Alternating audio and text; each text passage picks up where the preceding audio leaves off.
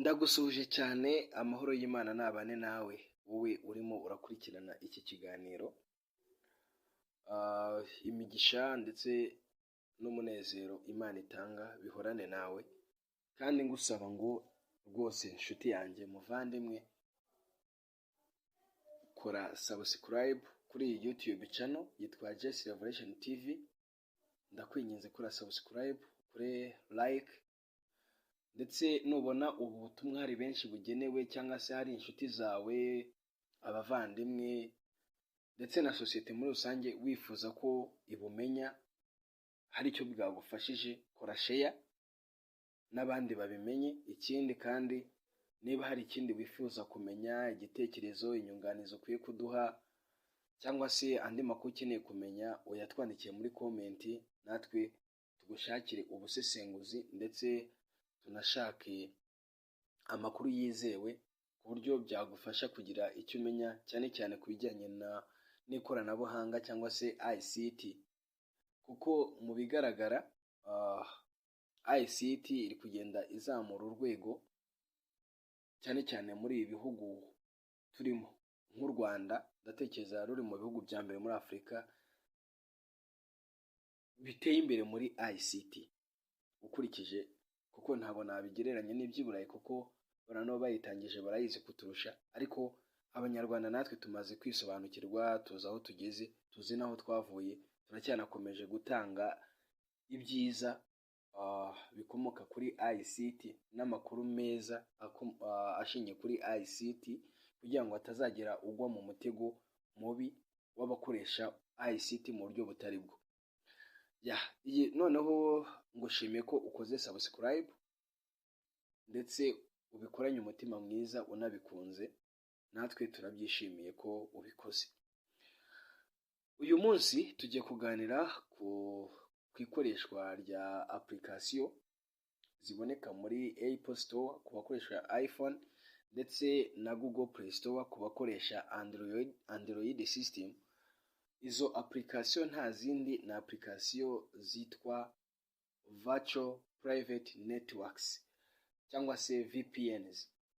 VPN ni application igamije guprotectinga cyangwa se kurinda no gusigasira umutekano wawe wowe uri kuyikoresha mu buryo twita kuri ubu ngubu online, uri kuyikoresha ukoresheje internet. Kuvuga ngo VPN igamije gucunga umutekano wawe, ikaba yakurinda hackers, ba bantu bagamije kukwinjirira bakareba amakuru yawe, bakaba banagutwara utwawe, cyangwa se bakiba buri kimwe cyawe cyose, emails, abo mwavuganye, amafaranga wohereje, ibyo byose bakaba bamenya, account yawe bakagutrackinga. Ibyo ngibyo nibyo VPN igamije gukuraho no kurinda, kuko yaje kugira ngo igabanye ubusambo ndetse no kwinjirira abantu ibikorwa byabo bitandukanye. Noneho rero kuba iyo VPN hari n'izindi VPN. Ubundi VPN nziza yizewe irishyurwa, hari amafaranga wishyura kugira ngo uyikoreshe ikaguha n'iyo internet ku buntu, wayishyuye mu kwezi, mu gihe cy'ukwezi, mu gihe cy'amezi 2, 6, umwaka, ukaba wayishyura ukayikoresha, ariko uzi neza ko nta muntu waguhakinga, nta muntu wakwinjirira mu buryo ubwo aribwo bwose.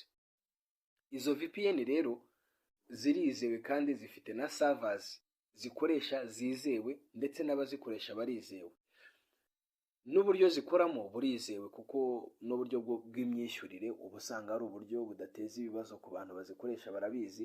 Hari n'abatazikoresha, ariko niyo mpamvu ndakugira ngo nkubwire ko ayo makuru yari ingenzi, ukamenya ko VPN ari cyo ngiki imaze.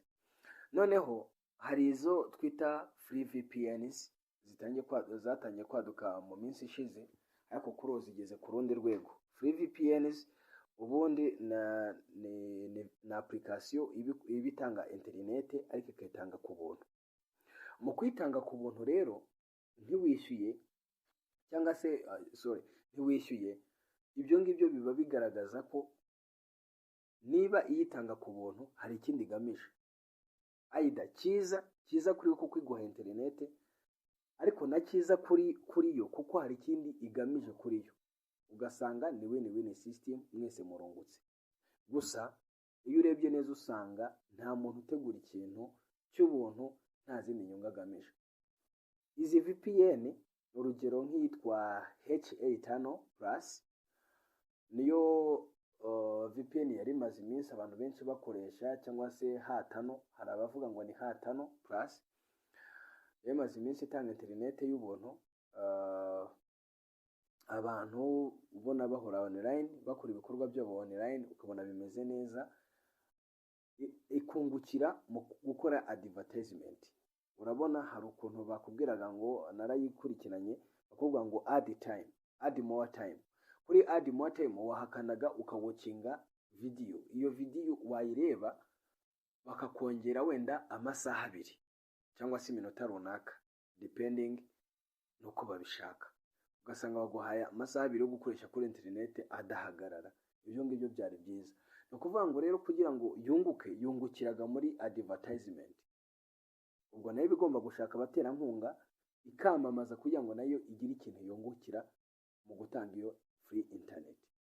Iyo rero itabonetse nibwo usanga server batangiye kujya batangiye kuzigabanya. Urabona hari abatangire kuri www.nyampinga.com, hari abakoresheje iza kuvona Nyampinga baza gushyiraho bashyiraho yitwa ngo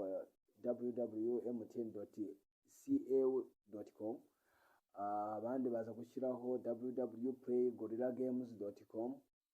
hari n'izindi nagiye mbona za from other countries.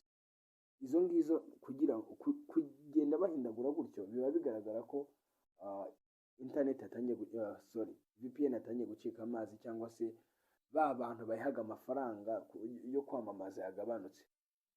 Ibyo ngibyo aho hari kuri H8 Plus. Hari n'izindi zitwa Direct VPN, hari yitwa Anonitan nta n'igihe kinini yari imaze, ariko nayo yarangiye gutyo kubera advertisement ntayo, nta baterankunga ifite nyine batuma ikomeza gukora ibikorwa byayo. Niyo mpamvu VPN ziri secured cyangwa se zitari free ziba zifite buri kimwe, zifite abaterankunga. Nubwo itabona advertiser company ishobora kuvuga iti iyo ndi ayo mafaranga bari bumpe yo kugura premium fee cyangwa se premium package yo gukoresha iyo VPN ari buze kuvamo. Ibyo ngibyo rero bigatuma benshi babikoresha gutyo. Noneho hari n'indi yitwa Stack VPN. Niyo ndi kubona abantu benshi bari gukoresha, wenda muri comment muze kwishyiramo, wenda nzi kubabwira uko ikora, nubwo ntayikoresha ariko ni nziza ku bantu bayishaka bayikoresha nta kitwaye. Gusa ngiye kubanza nkubwire zimwe mu ngaruka zishobora guterwa no gukoresha free VPN, kuko nakubwiye ko ubyiza bya VPN, ariko none ngiye kukubwira ingaruka zishobora guterwa na free VPN. Ikintu cya mbere nuko itishingiye umutekano wawe. Ubundi mu busanzwe VPN iri premium wishyuye igomba kubungabunga buri kimwe cyose gikorerwa kuri telefone yawe, igashingira kuri cyo bita IP address. IP address ni imibare igaragaza device uri gukoresha naho iherereye online. Nuvuga ngo igihe uri gukoresha internet, uri gukoresha telefone cyangwa se ni computer, IP address igomba kugaragaza aho uherereye ndetse na server uri gukoresha. Ibyo byose rero ayo makuru abahakazi bagenderaho bakaba baguhakinga. No kuvuga ngo rero iyi ngiyi ya free ibyo ntago ibyitaho, na kimwe yitaho rwose, kuko igushyiraho ishaka. Cyo ni cyambere. Icya kabiri, indi ngaruka yindi nuko itrackinga ibyo ukorera byose online. Ikintu cyose ukorera online iragitrackinga ikamenya ni igiki, harimo no kuba nyine ushobora no gukora wenda abantu bakora application ku bintu runaka bibyara amafaranga, online businesses, ugasanga iratrackinze imenye username na password ukoresha, wajya kure ugasanga warashoye, wajya kuri account balance wajya kubikuza ugasanga amafaranga yagiye kera, cyangwa se ukiyashyira ugasanga aragiye, kubera ko batrackinze buri kimwe cyose ukorera online. Icya gatatu, izi free VPN ntabwo zishobora gutuma ingano ya data ukoresha igabanuka igihe wenda wazivuyeho.